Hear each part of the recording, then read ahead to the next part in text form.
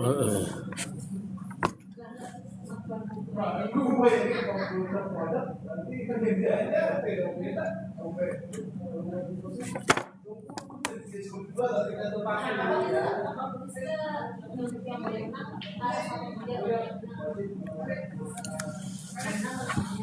Oke, bismillahirrahmanirrahim. Assalamualaikum warahmatullahi wabarakatuh. Selamat malam semuanya. Sebentar ini saya setting dulu di YouTube.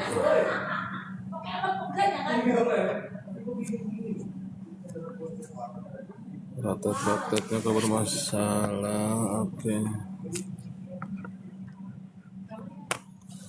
Tuh nih.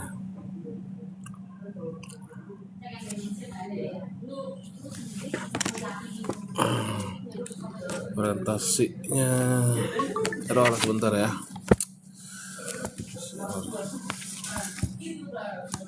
Sudahlah, mudah-mudahan yang di YouTube ini minta landscape. Udah nggak apa-apa. Oke, selamat malam semuanya. Assalamualaikum warahmatullahi wabarakatuh. Salam sehat selalu dan salam pengadaan. Oh nih, kita lihat nih pakai topi pon nih. Bersatu kita juara. Jangan bersatu kita berantem ya. Baik. Pada sesi kali ini, mohon maaf nih masih keringetan ya, habis lari-lari karena hujan ini ya. Pada sesi kali ini kita akan membahas tentang kualifikasi penyedia ya. Kualifikasi penyedia. Bahwasannya kita tahu untuk penilaian penyedia atau kualifikasi kita ada dua cara ya. Bisa dilakukan dengan pra kualifikasi atau dengan pasca kualifikasi kan ya. Nah, pertama kita lihat dulu di perpresnya nih. Coba kita lihat dulu perpresnya terkait prapaska ya, dengan kata kunci kualifikasi bagaimana. Kita lihat, ini ada di pasal berapa nih? Bentar. Nah, pasal 44 ya. Kualifikasi merupakan evaluasi kompetensi kemampuan usaha dan persyaratan sebagai penyedia. Nah, ini definisi kualifikasi di Perpres ya. Kemudian kualifikasi dilakukan dengan pra kualifikasi atau pasca kualifikasi ya. Nah, jadi ada pra atau pasca. Nah, kemudian di ayat 3-nya masih pasal 44 ya. Pasca kualifikasi dilaksanakan untuk pelaksanaan pemilihan sebagai berikut. Nah, ini pasca nih ya. Jadi untuk tender, barang, pekerjaan konstruksi, jasa lainnya, untuk pengadaan yang bersifat kompleks. Nah, ini kata kuncinya nih, bersifat tidak kompleks, maaf. Jadi pasca kualifikasi dilakukan untuk ulangi tender barang, konstruksi, jasa lainnya, untuk pengadaan yang bersifat tidak kompleks. Nah, ini pasca kualifikasi untuk tidak kompleks. Untuk BPKJL, untuk barang, konstruksi, jasa lainnya. Kalau untuk konsultan ya, yang kedua, pasca kualifikasi digunakan untuk seleksi jasa konsultan perorangan. Nah, jadi pasca kualifikasi digunakan untuk konsultan perorangan ya, kalau untuk konsultan. Kalau untuk barang konstruksi lainnya untuk yang bersifat tidak kompleks atau sederhana. Oke, kemudian kualifikasi pada pasca kualifikasi sebagai masa dimaksud ayat 3 yang tadi dilakukan bersamaan dengan pelaksanaan evaluasi penawaran dengan menggunakan metode sistem gugur. Nah, ini pasangan tuh diterima seketir ya. Jadi pasca kualifikasi satu file sistem gugur. Nah, itu diterima seketir ya. Kemudian pasal 5-nya atau ayat 5-nya pada pasal 44 pra kualifikasi dilaksanakan pada pelaksanaan pemilihan sebagai berikut. Nah, ini sekarang pra nih. Tender, BPKJL, barang, pekerjaan konstruksi lainnya untuk pengadaan yang bersifat kompleks. Nah, berarti yang kompleks nih pra nih. Kemudian kalau untuk jasa konsultannya ini seleksi jasa konsultan badan usaha. Nah, jadi kalau untuk konsultan tadi pasca itu untuk perseorangan. Kalau untuk pra kualifikasi untuk konsultansi badan usaha. Nah, oke. Nih makanya di kuis di Telegram tuh ya, silakan ikut Telegram belajar pengadaan ya. Situ udah ada contoh-contohnya tuh ya. Kalau perorangan itu pakai pasca kualifikasi atau pakai pra kualifikasi ya. Nah, kemudian juga untuk badan usaha ya, konsultan bagaimana. Nah, di Telegram ya, grup Telegram belajar pengadaan, silahkan masuk ya, itu ada kuis-kuisnya. Ada satu lagi, prakualifikasi digunakan untuk penunjukan langsung, pengadaan barang BPKJL, barang konstruksi jasa lainnya ya. Kemudian juga konsultansi badan usaha. Jadi semuanya nih BPKJL, JK nih penunjukan langsung semuanya menggunakan prakualifikasi. Oke. Itu ya, jadi dapat disimpulkan dari pasal 44 ayat 1, 2, 3, 4, 5. Saya ulangi, kalau pasca kualifikasi itu untuk pekerjaan yang tidak kompleks BPKJL, barang konstruksi jasa lainnya. Kemudian untuk konsultansi perorangan, kalau itu dia konsultan untuk seleksi ya. Dan kalau pra kapan? Kalau pra untuk BPKJL, barang konstruksi jasa lainnya untuk pekerjaan yang bersifat kompleks. Nah, kalau untuk konsultan itu untuk seleksi badan usaha. Jadi konsultannya berduduk badan usaha. Nah, itu prakualifikasi. Serta untuk BPKJL dan JK, barang pekerjaan konstruksi jasa konsultan dan jasa lainnya, itu penunjukan langsung, semuanya menggunakan prakualifikasi. Itu ya, rangkuman dari pasal 44 ayat 1, 2, 3, 4, 5. Kemudian ayat 6-nya nih. Ayat 6-nya terkait evaluasi kualifikasi ya. Kualifikasi pada prakualifikasi sebagaimana ayat 5, sebagai ayat 5 tadi ya. Ayat 5 itu ya membahas prakualifikasi ya. Sebentar nih. Redang. Saya nih kurang maksimal nih. Aduh, pakai kipas angin apa mah. Udah double blower padahal nih. Sebentar dipindahin dulu yang buat YouTube nih. Pindahin dulu biar di sini. Oke.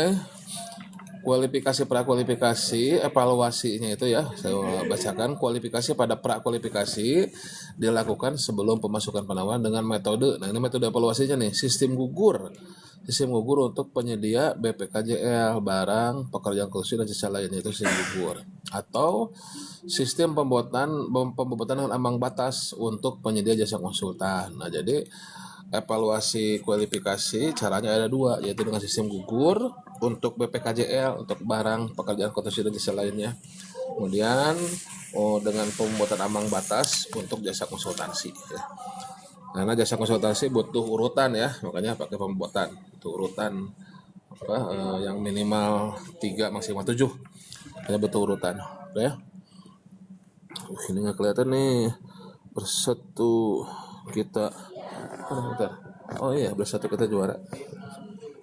Oleh dari PON nih. Bersatu kita juara. Oke, kemudian hasil prakualifikasi. Nah, selanjutnya hasilnya nih, hasil prakualifikasi nih, ayat 7 nih.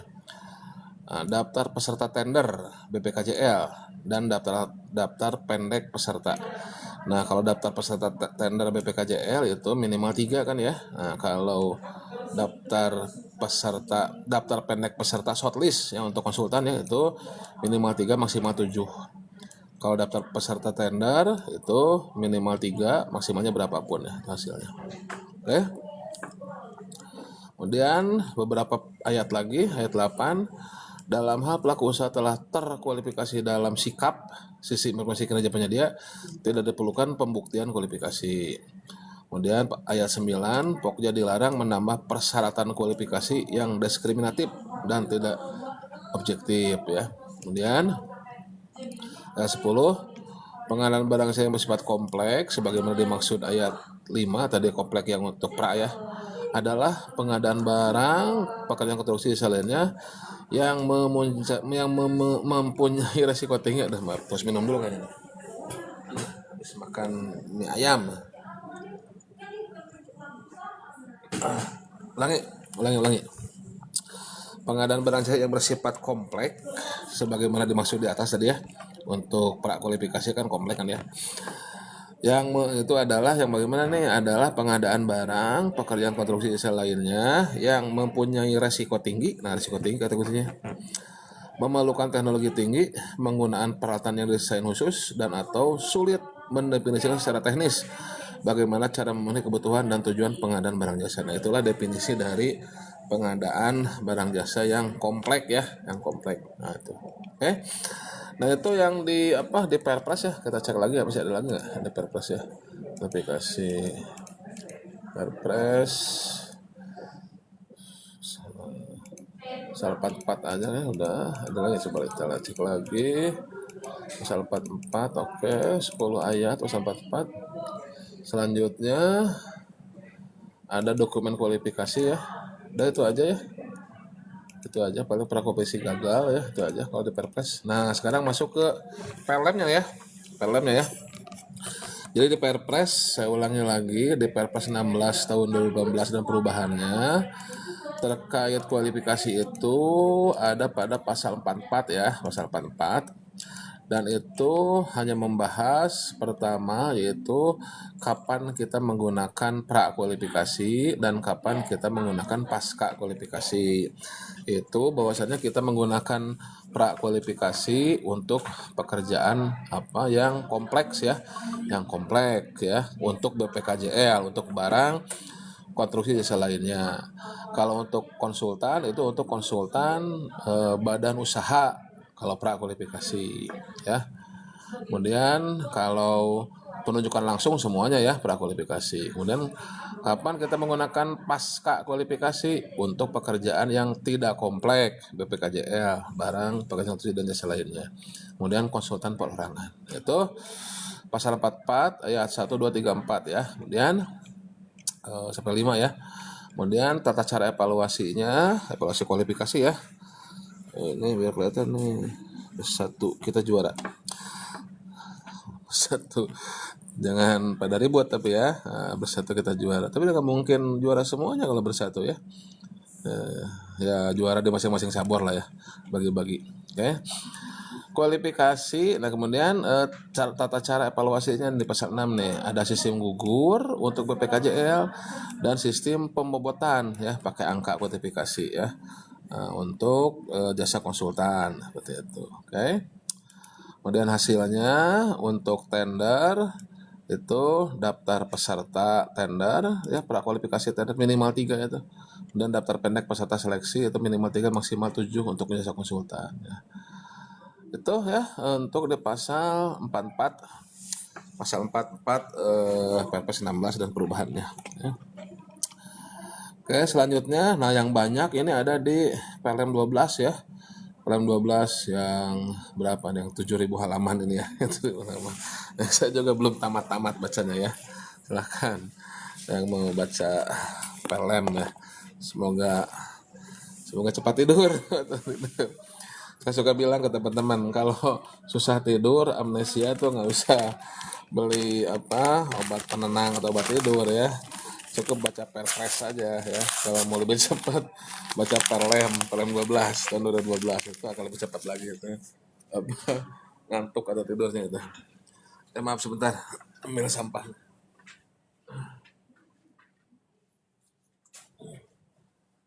Maaf, buang sampah dulu. Oke. Nah, sekarang kita lihat PLM 12 tahun 2021 ya. Kita ini aja dulu nggak usah semuanya banyak ya. Nih kan syarat kualifikasi itu ada administrasi dan teknis ya. Nah sekarang pertama syarat kualifikasi administrasi nih untuk Untuk barang, jasa lainnya dan konsultan non konstruksi lah ya. Nah ini barang, jasa lainnya dan konsultan non konstruksi. Kalau yang pekerjaan konstruksi lihat sendiri lah ya, silakan. Terutama bagi yang susah tidur, lihat sendiri PLN. Nah, ini untuk yang administrasi barang, jasa lainnya dan konsultan non konstruksi ya. Pertama nih ada syarat kualifikasi administrasi atau legalitas penyedia ya. Legalitas penyedia. Oke. Legalitas penyedia itu pertama memenuhi ketentuan perundang-undangan untuk menjalankan kegiatan usaha. Nah, ini persyaratan kualifikasi ya. Ini adalah persyaratan kualifikasi penyedia. Pertama adalah memenuhi ketentuan perundang-undangan untuk menjalankan kegiatan usaha. Nah, ini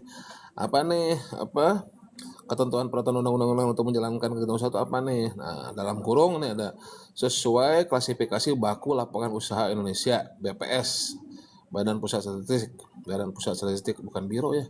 Badan ya. Saya kok suka ngomong biro, salah betul ya. maaf nih kalau saya suka bilang BPS itu biro. Badan ya, bukan biro, Badan Pusat Statistik. dan sesuai dengan skala usaha, kualifikasi dan segmentasi. Jadi apa pertama klasifikasinya, KBLI-nya ya, KBLI-nya ini apa nih ya, usahanya apa nih sesuai perundang-undangan, sesuai BPS lah ya. Ini ada di NIB nih, bisa dilihat di NIB. Kemudian skala usahanya nih kecil atau non kecil. Nah, nilai pagu anggaran sampai dengan 15 miliar menggunakan kualifikasi atau segmentasi usaha kecil. Nah, sampai dengan 15 miliar kecil nih ya. Kemudian kecuali untuk paket pekerjaan yang menuntut kemampuan teknis yang tidak dapat dipenuhi oleh usaha kecil atau koperasi. Itu ya. Jadi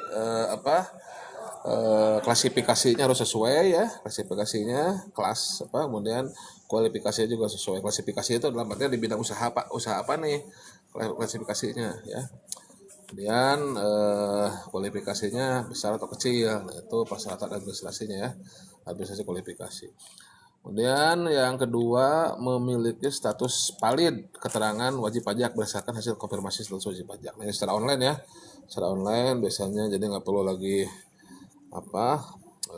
scan gitulah SPT, tapi langsung aja diperlihatkan online-nya tuh ya di KSWP-nya ya, konfirmasi status wajib pajaknya di online ya gitu.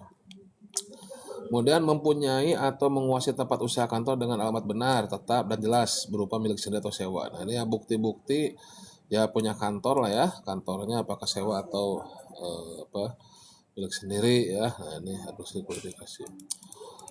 Kemudian keempat, secara hukum mempunyai kapasitas untuk mengikatkan diri pada kontrak yang dibuktikan dengan jadi nanti di upload tuh akta perusahaan, surat kuasa bila dikuasakan.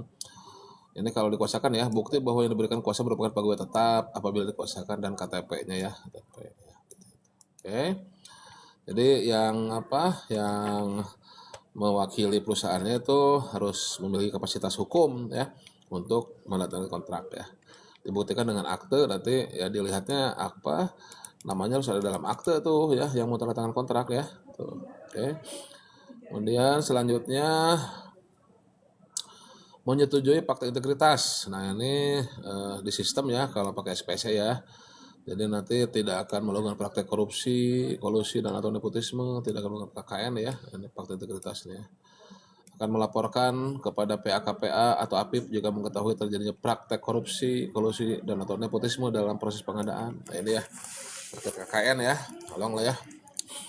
Akan mengikuti proses pengadaan secara bersih, transparan dan profesional untuk memberikan hasil kerja terbaik sesuai ketentuan perundang-undangan. Ini siapa tahu lupa ataupun tidak membaca karena di sistem kan klik aja gitu kan, dengan ini menyatakan menyetujui fakta integritas. Sabari tahu nggak fakta integritas apa isinya kan? Nah, ini dibacain lagi ya.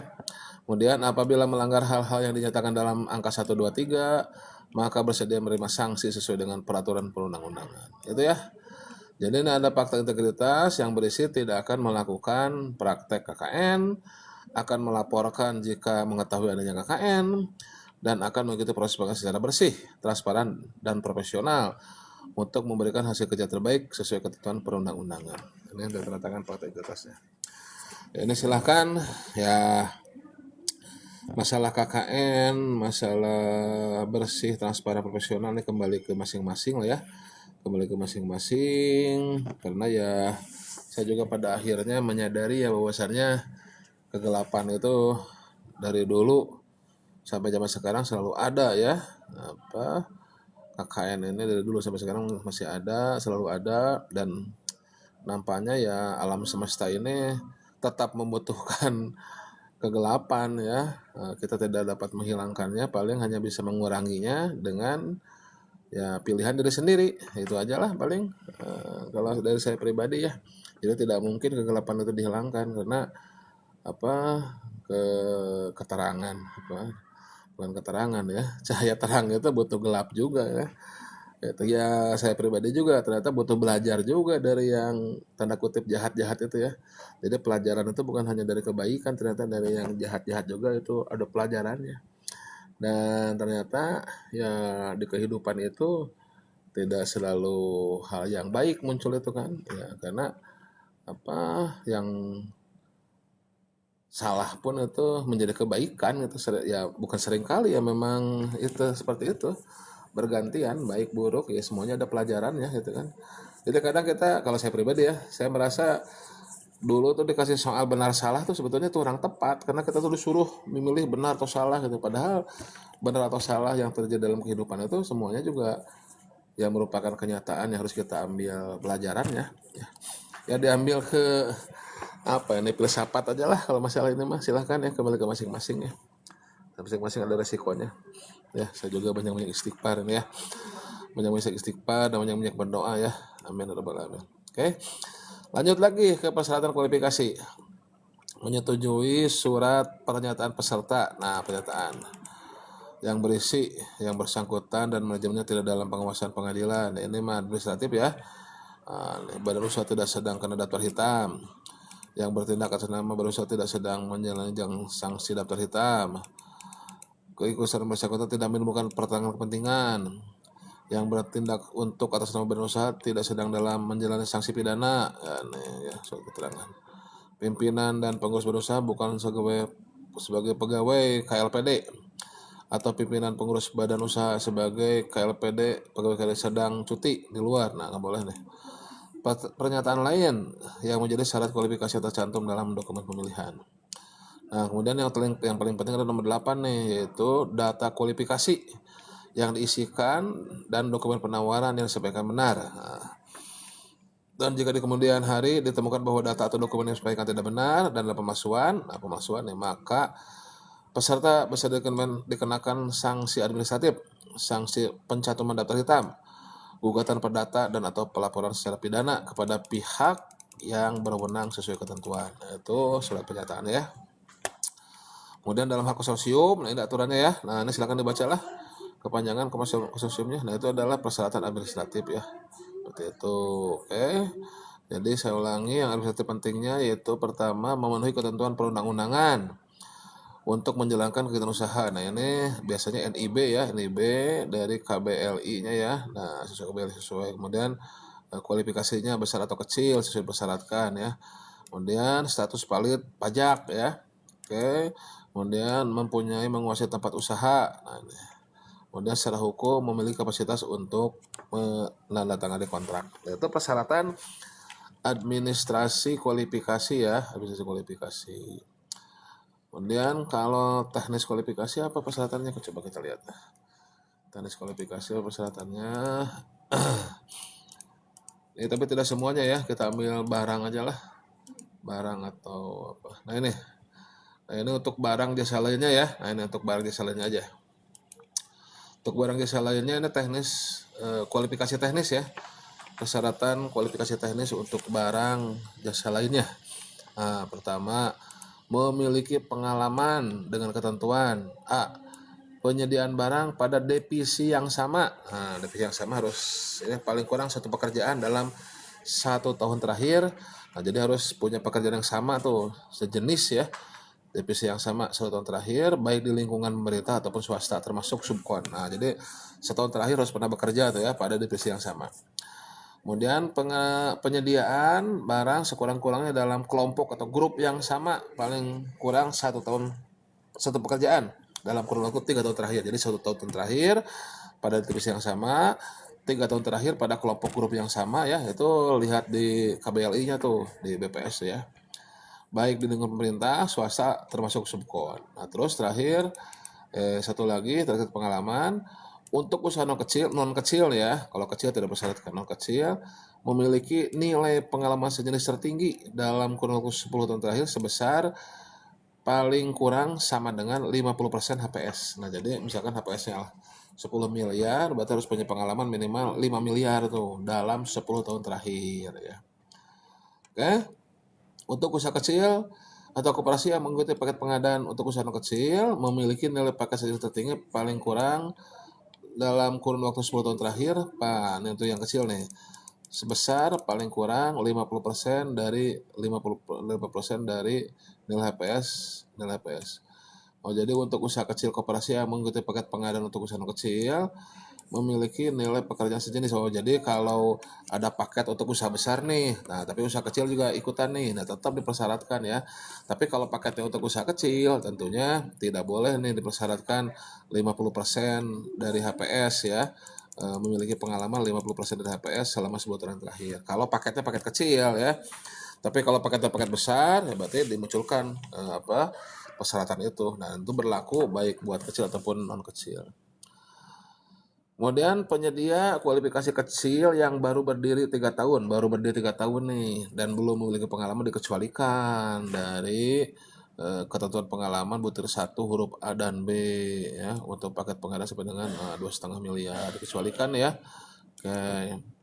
Kemudian memiliki kemampuan untuk menyediakan sumber daya manusia dan peralatan yang diperlukan. Nah, ini SDM silakan ya, SDM-nya bisa custom ya, tapi intinya SDM untuk kualifikasi itu ya SDM yang sewajarnya dimiliki oleh penyedia pada klasifikasi usaha tersebut ya. Misalkan kalau ini bidang perencanaan ya berarti ada perencana, kalau ada bidang survei berarti ada geodesi lah gitu kan, kalau bidangnya ini planologi ya berarti harus ada planolognya gitu-gitu aja ya betulnya.